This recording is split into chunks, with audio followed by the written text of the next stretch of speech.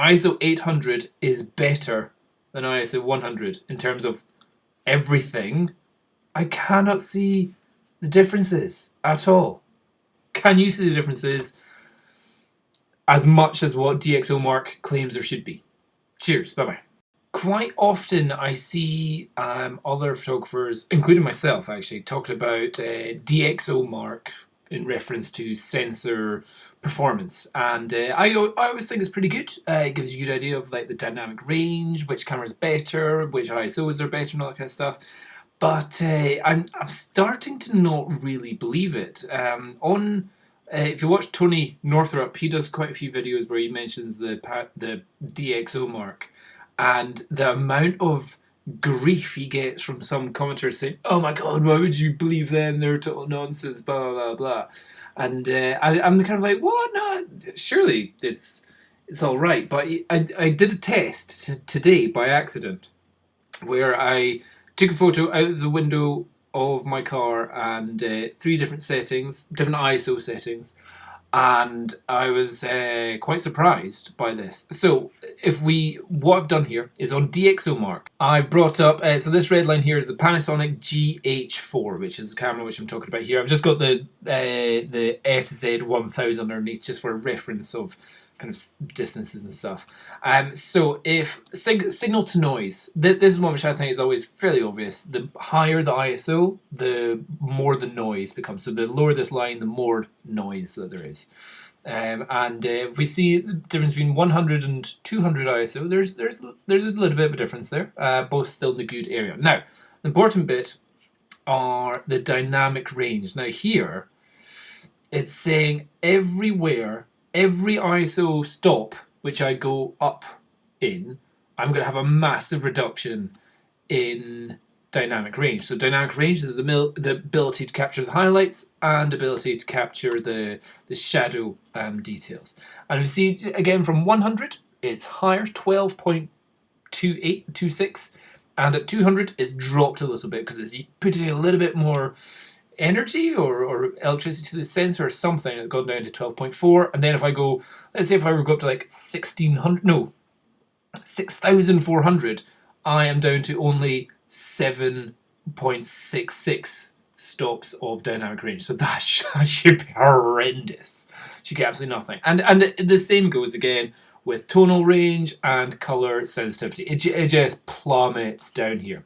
So I have got 3 images, which I am not going to show you the details of. And so from here, I'm looking at this on a 27-inch iMac. This is big so far. It's bigger than, it's totally bigger than a whole jotter of paper. This shot at its 16 megapixels, I think it is, 18 megapixels, something like that. So this image, 1. This image, 2. Different ISO setting. This image, 3. Now, the difference in ISO setting we've got between these 3 photos is a total of 6 stops of ISO. So one is at 6,400 ISO and another one is at 100 ISO. So if we're looking straight at this without you knowing the details of which ISO setting, before I do any changes going on here, this is a good example of the dynamic range. So we see the blue sky over to where the sunshine is over in the corner here, and yes, it fades away. Yeah, so it gets too bright, and you can see it's totally off the bit there. If I go to this next one, roughly the same difference. Can't really, in fact, this one may be a little bit better, and then this one, I guess there's something nasty going on there. So the dynamic range, from my point of view, I would be saying that this one just looks a bit wrong. Let's do a little bit of editing. So the editing, if we just bring the highlights down. So this first one, highlights down, lovely. Oh, we've effectively got color all the way up to this lamppost. Next image, highlights down. How much can we rescue? Oh, pretty much maybe just a little bit past this lamppost. I would say that's a little bit better. Yeah, possibly. And then the last one, let's bring the highlights all the way down. What the hell is that? What? No, that should. So I'm thinking This one is the one where it's gone pretty wrong. I've like either gone way too high in the ISO or something going on here, but that's totally giving me purple to the point where I'm thinking I need to like I need to desaturate my purples and my magentas, and something is still there's still I don't know what is it, my reds. I need to something goes wrong there. So clearly there's something goes wrong when you go to high ISOs. Problem is that one was at ISO 100. This one was ISO 800, and the last one is ISO 6400. From what I see in DxoMark, it should be the dynamic range at 6400, which is down here, should be 7 stops. So I should have almost nothing here. And when I was up at, what was the other one? 100, I should have like 12 stops. There should be a monumental difference in image everything here. But the worst one is ISO 100. So I was like, what the heck? I'm going to try that again. So I went same position again. I thought, is there a difference between ISO 100 and just ISO like 400? So ISO 100, bringing it down again, totally banjoed. ISO 400. Let's see, bringing it down. ISO 400, substantially better. So the next point is, okay, maybe it's the highlights aren't getting any better, but maybe we're getting more detail in the shadows. So let's find out. If we bring the shadows up, let's bring them up full 100. That it looks incredibly grainy. Let's see this next one. This one's at ISO 800. Let's bring that up.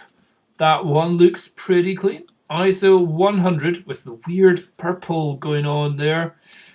That one looks pretty good. So but what I'm noticing here, okay, the ISO 6400, bringing the shadows all the way up, even from this distance, it's looking a bit newspaper-ish. Yeah, we've lost a lot of detail in the shadows here compared to, let's say, ISO 100. So we're getting a lot more detail in the shadows. But is there a big difference between ISO 100 and ISO 800?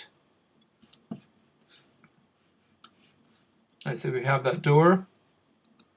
800, 100. 800.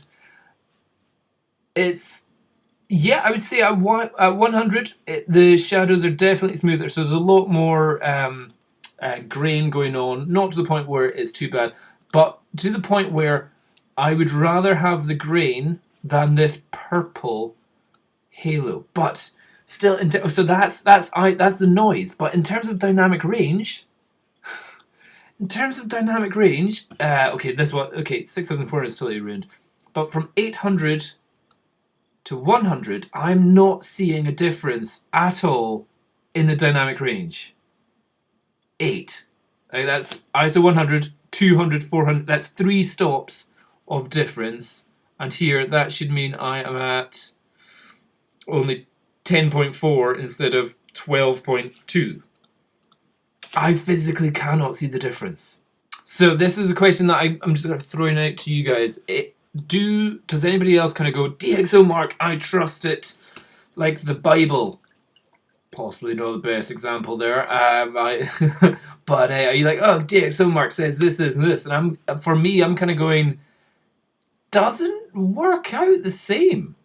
Maybe it's a case of it's using different softwares and all that kind of stuff, but I would always say, once again, whenever you get a camera, do all your tests with it and find out the camera's best working settings. But for me, ISO 100 on the Panasonic GH4 is a massive, just do not even go there in a high dynamic range shot. So you've got total blown out highlights to shadows here. Shadows look great, but the blown out highlights are just destroyed.